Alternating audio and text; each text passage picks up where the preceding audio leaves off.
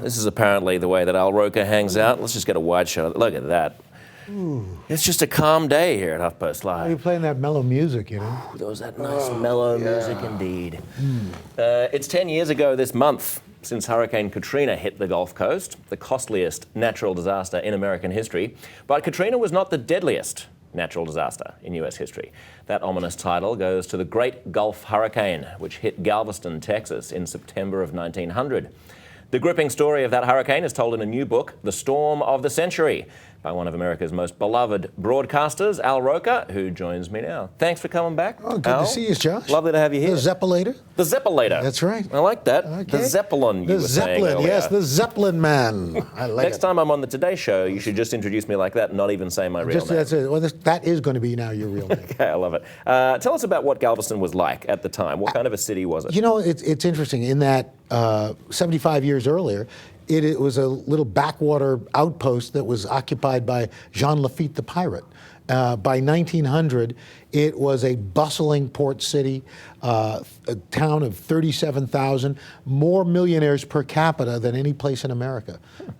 It was a diverse society, blacks, whites, Hispanics, Jews, Christians living together. Blacks, of course, segregated, but it was a very diverse area. And on the morning of September 8th, getting ready for Labor Day weekend, nobody knew that there was this killer hurricane getting ready to strike within 24 hours. How did nobody know? Well, we didn't have satellites. We didn't have satellites, didn't have radar. What we did have was telegraph. And ironically, on this day, it's kind of fitting, I think, the foremost authorities on Caribbean hurricanes were Cubans, were Jesuit priests who ran an institute in Cuba. They had the most sophisticated telegraph network throughout the Caribbean, so they basically had almost real-time information. They knew this hurricane was going to strengthen out into the Gulf and probably hit within 100 miles of Galveston, Texas. But because of petty squabbling and political backbiting, the U.S. Weather Bureau didn't feel they needed to take the information from the Cubans, that they knew better than Cubans. And so they walled them off telegraphically, so that information never got out. And there's this kind of battle of personalities between the Bureau in D.C. Yes. and the local guy on the ground, Isaac Klein. Klein. Yeah, what's that squabble about? Well, it's basically the feeling is that the local U.S. Weather Bureau offices were too sensationalistic. That they were scaring people, and that's not what the U.S. Weather Bureau quote was supposed to do. So they took away the authority to issue their own forecast. They took everything in Washington and then issued forecasts for them and told them what to say. You don't want to panic anybody. You got to make sure that people don't get too upset. Don't make waves, literally. And so then this huge storm hits, and what happens? People are all ready. Nobody's ready. Although Isaac Klein, and there's a terrific book if you want to learn more about Isaac himself, because what we decided to do was look at a disparate group of people who all kind of came together when this crisis hit. But Eric Larson's Perfect Storm, I should say Isaac's Storm, was an amazing book. In any event, this storm hits 200-mile-per-hour winds. It's a Category 4 storm, 15 to 30-foot waves. And it decimates Galveston, almost wipes it off the map. Up to 80% of the buildings in downtown Galveston are destroyed. 10,000 people are killed. It is still, as you said, the deadliest natural disaster to ever hit this country. And you talk about people coming out of their homes the morning after and just seeing a city that's flattened. There are dead bodies just floating around. There are bodies whose clothes have been ripped off by the power of the winds and the waves. And ironically, because of the hurricane, work crews were integrated for the first time. At first, after martial law, they just said, okay, we're just going to round up any able-bodied black man. And they had these death gangs that would load bodies onto barges, take them out about 20 miles, and dump them into the ocean, burial at sea. Only problem was bodies float, they come back on the tide. So now they realize they don't have enough people. They're going to start burning bodies. So there are funeral pyres going nonstop, 24 hours a day, 7 days a week, trying to get rid of these bodies. So you mentioned that it's a segregated city, obviously, it's in the South in 1900. What impact did it have on segregation? I mean, we saw in Katrina the disparate impact that it has on poor black communities than it has on rich white communities. I assume it was the same. It was, but all of a sudden, because out of desperation and need, people got equal pay, they had people working together, blacks and whites, And in the rebuilding of Galveston, there was less, the housing was less segregated. And this was really the first national news story of the 20th century really in the was. United States. Yeah, and you had these two newspaper titans, William Randolph Hearst and Joseph Pulitzer, battling each other for circulation. So William Randolph Hearst has this woman, Winifred Black, the crusading female journalist, disguises herself as a man as part of the work crews, goes in, she gets the first stories about what happened, the devastation, because literally all the phone lines, telegraph lines, road, railroad, everything wiped out. So there's no communication. Nobody knows what's happened to Galveston. She gets the first story out. Joseph Pulitzer, not to be outdone, hires Clara Barton, who at 78 years, she's 78 years old. She started the Red Cross. He says, here's a blank check. We're going to put you on a train full of supplies. You're going to go down there and you're going to spearhead this massive relief effort. How'd they rebuild? I mean, you know, now we take it for granted that the federal government has a responsibility for that sort of stuff. You know, FEMA didn't exist in 1900. No. How do they afford it? Well, you had these town fathers, a lot of people who made big money in Galveston, and they wanted that port reopened. So they funded it just about themselves, some city money, but also private money, to not only build a seawall 17 feet high and 3 miles wide, or long, I should say, but they also funded a raising of the downtown anywhere from 1 to 2 feet, depending on where you were, about 500 buildings. Dredging, putting pilings down, and raising buildings up. I mentioned Katrina, and since we're coming up on the 10th anniversary, what are your recollections? I'd be interested in where you were and what you were thinking as it unfolded. Well, you know, this isn't about me, but unfortunately, as Katrina was hitting, I was literally in a hospital room, a hospital for special surgery, having recuperating from back surgery. I had planned to go down. I was having back problems. The morning before, 2 mornings before Katrina hit, I was having trouble. I'd taken a bunch of painkillers and muscle relaxers, and I was like, I'm going to get down there. And my wife said, no, you're not going. And sure enough, I had a disc bulge out and blow out, and so. But in watching it, you know, from that hospital bed, I thought this is just going to get worse. And once I heard the levees were breaking, I thought this is going to be a disaster, and it was just unimaginable. Did you know about the 1900 Great Hurricane, and did it sort of bring back recollections of like, oh, this could be another one of that I really scale? did. I didn't think. I was when people weren't leaving, when you were hearing about the breakdown in evacuations, I thought this is bad. I mean, it could have been a lot worse. I mean, over 1,800 people died, and that's horrible in this day and age, even though it was 10 years ago. But it could have been much worse. I think if that were to happen again, I think between social media and what government, both on a state, local, and federal levels have learned, I don't think that you would have half those deaths. Thankfully. Yeah. What do you make in hindsight of the way that the government handled it? They botched it. I mean, it was booted on every level.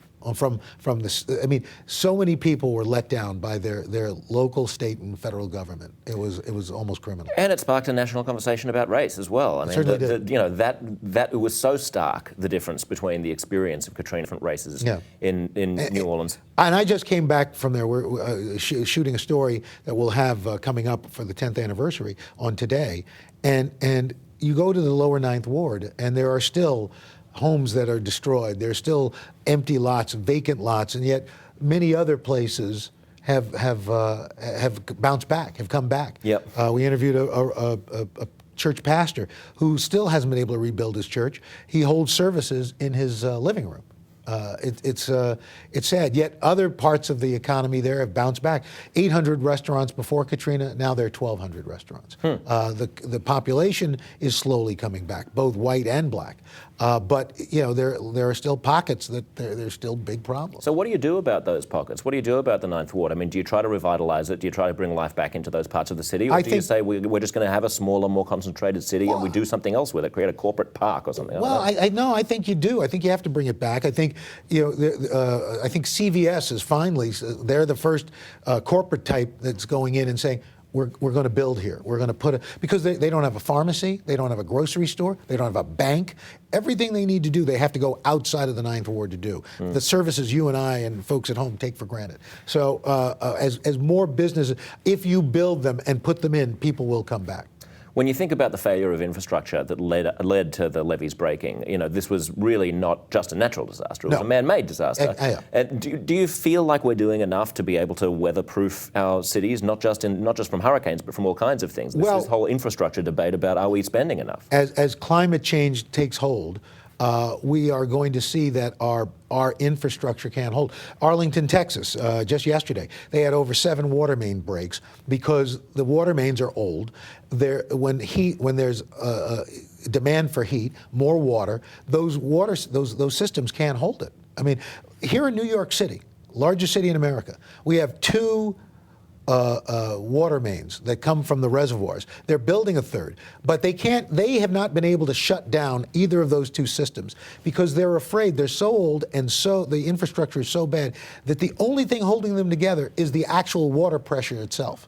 That if they shut one down to inspect it, it will collapse on itself. And this is in New York. If ever there were going to be a city that would get enough attention, it would be the city that is the financial center of the country, right? And you look at what about smaller places that don't have the clout? And so many of these cities, big and small, the infrastructure underneath is approaching a century old. And if there is stresses on the systems due to the environment, they're failing, and they're going to keep failing. Which, of course, there will be increasingly, because as you mentioned, climate change is only going to make these kinds of events more frequent and more intense. Yeah. We just had a Republican debate on Thursday night where they went 2 hours. Didn't mention climate change. No. Didn't even come up. No. I had on our Wake Up with Al show on the Weather Channel, we had a pollster, Frank Luntz, who generally works for Republicans, but he's when I talk with him, I find him a fascinating guy and a bipartisan guy as far as data is concerned. And he said, everybody cares about the environment. You go across party lines. The minute you call it global warming or climate change, it splits off across party lines. And we can't have that. We all have to get in this thing together. Great minds think alike, because I have the poll that Frank Luntz is talking about right here. This is the poll from Yale and Utah State University in April. It found that in 99% of counties in the United States, a majority of residents now believe that climate change exists. Yeah. Now, only 34% of those believe that global warming will affect them personally. Yeah. Is that the problem? I think so. Until something happens that affects them, I don't think they're going to. It's still abstract, in other words. It really is. Yeah. We love to bring our fans in and ask questions of you. So one of them has uploaded a video. Okay. Max, take a look at this. Hi, Mr. Roker. My name is Max, and I have been attending a weather camp at the City College of New York this summer. My question is, during a recent Delta Airlines flight, the plane encountered what was described to be grapefruit and baseball-sized hail, causing significant damage to the plane. How does hail that size form, and can it reach the ground that same size? What is a microburst? They only happen during thunderstorms. Thank you. All right, that's a twofer. That's a twofer from Max. Thank you, Max. Well, first of all, what happens is within a thunderstorm, you have updrafts and downdrafts. And as you get up into the atmosphere, it obviously is colder in the upper atmosphere. So particles of moisture get caught up in the updraft. They freeze. They come back down, and there's a cycle. The stronger the thunderstorm, and the higher up it is in the atmosphere, you have a greater chance of this cycle continuing. And so layer upon layer of ice will accrete onto that, and as it does, it gets bigger and bigger until the weight of it can no longer be supported by the updrafts and eventually falls to the ground. You have a very severe thunderstorm like this Delta flight encountered, and it's going to get battered by that. And you can have grapefruit-sized hail, golf ball-sized hail, baseball-sized hail hitting the ground. The other question, microbursts, yes, they happen with thunderstorms. And there's a great, if you go online, there's a great, on YouTube, there's a great example of a microburst out of Phoenix, Arizona. I think it was like 3 days ago, August 8th, that just shows it almost looks like a plastic bag bursting, and you see the rain just fall and the winds fall out driven by that rain. Let's go to some Periscope questions. Oh, all right. Since we are Periscoping live on the HuffPost Live account. How worried is Al about the recent El Nino forecast? I saw a forecast that it's going to be perhaps the worst El Nino in history. Somebody called it, in one of the government agencies, the Godzilla of El Ninos, which would mean then where's Mothra? But for those of you old enough to remember your... You're Japanese. Japanese monster. Anyway, yes, it has the potential to be the worst El Nino, but there's still a lot that has to happen for it to take effect. Because even though the conditions are forecast for this to be right, doesn't mean that it's going to happen. If, for example, if the trade winds don't die down to allow that warm water to make its way a little further north, then we're not going to feel the effects of the El Nino. And even if it does, and it looks like it would mean a much wetter season for California, it's not going to end their drought, because even if we say, let's say they get all the rain they could possibly use, because they have drawn down all the aquifers, or drawing them down, those aquifers are layers.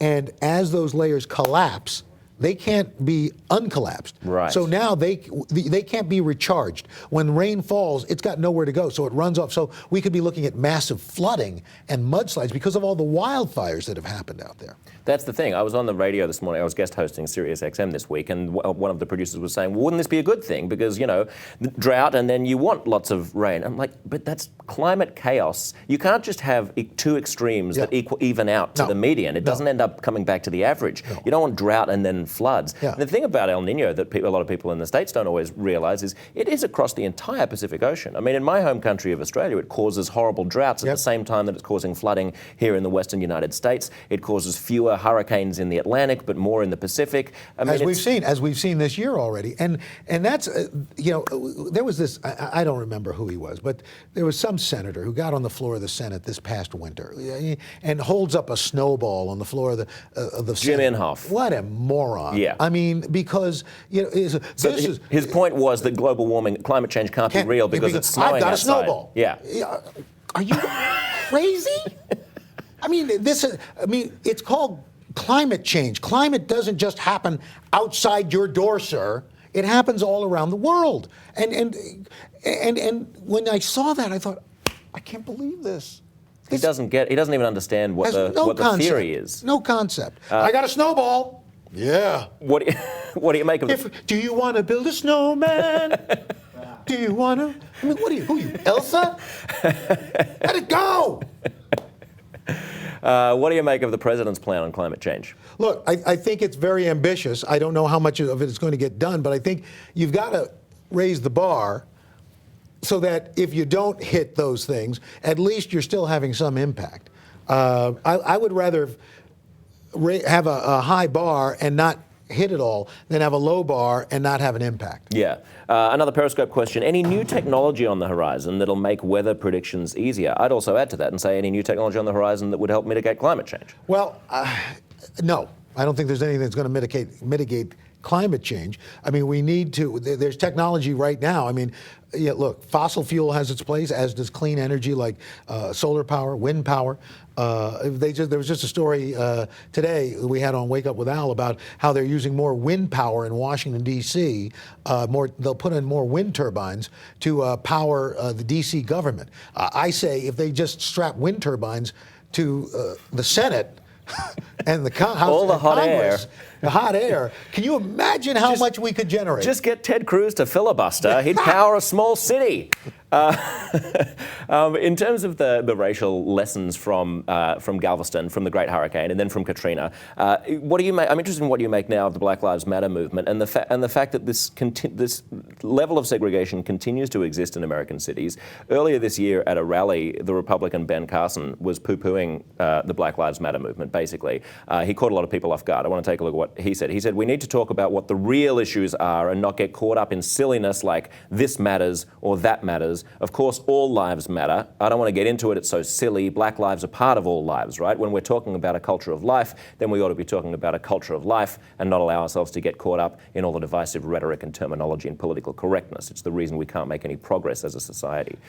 Well, look, I mean, I do think fundamentally as a point, but the other point is that when you see, and because of technology, in a sense, this is all now coming to the fore. I mean, this was all going on. We just didn't see it. By technology, you mean people are able to videotape interactions between abusive cops. People are, these citizens, journalists, if you will, are taping these things. And even police officers who are wearing body cams and yet still don't quite get that you're going to be held accountable for this. And that's not to say. Well, maybe they're not. Like, often they're not. Well, part of the problem too. And so, I think this has been going on. Those of us in the black community knew this was going on, but now everybody knows it's going on, and hopefully this will affect change. I mean, we saw what happened after that horrific theater shooting, and all of a sudden, a movement to try to get a flag taken down that had taken decades. Yeah, you mean the Charleston shooting in the church? Yeah, in the church, I should say, in the church, with almost light speed. All of a sudden there was reaction and there was response, and I think today's social media and media in general is going to affect probably more change in the next several years than we've had in the previous decades. I think something's happening. You can feel that the conversation is completely different than it was even just 2 years ago. Yeah. Then there are situations like in Seattle where Bernie Sanders couldn't give his rally because a couple of black activists came up and basically prevented him from speaking. They drew a lot of attention, much of it positive, much of it negative. But I wonder how the movement navigates making sure that it doesn't alienate potential white allies by being overly aggressive. That's going to be the issue. But I think people of goodwill all feel pretty positively about this and want to affect change. The trick is, as we saw back in during the civil rights movement with Martin Luther King and everybody there were leaders who challenged this. We need people to step up and be those positive leaders again. Another question from Periscope. Would you rather fight 100 duck-sized horses or one horse-sized duck? Duck-sized horses or I would go with the duck-sized horses. Yes, 100 small horses rather than one enormous duck. Around you. A huge duck. I mean, all it has to do is just get you in that bill, and you're done. You're finished. These are the kinds of things that people on Periscope want to know from you, Al. These are the important, pressing issues of the day. Now, if you had a giant, like a 1,000-pound saltine, then you would have and then a big slab of cheese. Mm-hmm. Then you would have cheese and quackers. Hey, look out! Went a long way for that. I was wondering where you were going with the saltine. I knew you were. I was like, I hope he pulls off the landing, and you nailed it. Tried to stick the landing. I know, it was all over those little baby horses. Al's going to be here all week, ladies and gentlemen. Try the veal. Tip your waitress. Our viewers comment as they watch this online. Ryan Buxton says, "Hi, Al. Have you been in touch with Kathie Lee since the tragic passing of Frank Gifford? How is she?" We've reached out, and she is very strong, but obviously very distraught. But the thing I love about Kathie Lee is she is, and she jokes around and she does all this, but at her core, and this is what I admire about her, she is such a woman of faith. And while this is a tragedy for her and her family, I know she knows it's God's will. And while she's sad, I think she rejoices in the time she had with Frank and these two beautiful children they have together. And I got to know him a little. And here's a guy I grew up watching playing football when I was a small kid, and then watching him on Monday Night Football. And he's pretty much what you see on television, this kind of self-effacing, somewhat low-key guy, is who you see in person, and so vibrant. I'd been out to Kathie Lee's maybe about 6 months ago, and he comes driving up in this convertible, and he's got the sunglasses on. It's like, geez, it's freaking Frank Gifford. It's Frank Gifford. Yeah. So many changes in broadcasting. Just before we go, I'd love to get your thoughts because it's been a sad year for me seeing Dave Letterman retire, seeing Jon Stewart sign off, all of these people who were kind of foundational titans of my experience of American broadcasting. Were you still watching Jon, and do you have any thoughts about his legacy? Yeah, I think this is a guy who came at the right time. It was, if you watch the evolution of his show, and him as, I was a big fan of his stand-up, but as you watched him, he was perfectly situated because he could say things that journalists couldn't say. We might have thought them, but we can't say them. Jon Stewart could say them, and could say them succinctly, but with humor, which made them even more brutal and more lethal and more effective. Yeah, I've said before that I think that in the period after 9/11 and in the lead up to the Iraq War, when the media was really there was a dereliction of duty in the mainstream media about just questioning adequately the hypocrisy and what we were being told by the Bush administration, that was where he really came into his own and almost gave permission to the rest of the media to be a little bit more aggressive by calling BS when other people weren't. One final Periscope question. How do you think Periscope is changing the news business? I don't know if it has changed it yet, but I think it has the potential, as does like a Meerkat, the Facebook app that they're going to be putting in, because eventually you're going to be at an event, whether it's a concert or a news event, and there are going to be all these streams from different points of view, literally physically different vantage points, that will allow you to pick and choose what you're getting. I think it's going to really be fascinating. But I still think people will come into a place like a HuffPost Live or an NBC News or whatever for some sort of context. Yeah. To help, because you can have all this stuff coming at you, but what does it mean? And that's not to say that people can't figure it out for themselves, but I think it just still helps to have a filter and a funnel that helps you deal with that. You can still look at all this other stuff, but I think at the end of the day, people still want to hear from people that they trust and believe in to kind of make sense of it. Not everybody has time to figure it out for themselves. They've got jobs. I know. Al, they can't all be us. They can't all be us. Jobs. Like we've got jobs. Yeah, that's right, exactly. Easiest job in the world, phoning it in. Al, great to see you as always. Lovely to have you on HuffPost Live. Always good to see you, Zeppmeister. That's not even the same one that you said No, the it's first not. time, is it? As long as it starts with a Z, you're happy. Zippity-doo-dah. Zippity-doo-dah. You can find The Storm of the Century, tragedy, heroism, survival, and the epic true story of America's deadliest natural disaster. Oh, subtitles are long these days, aren't they? In bookstores and online everywhere. Stay tuned for plenty more conversations coming up here on HuffPost Live.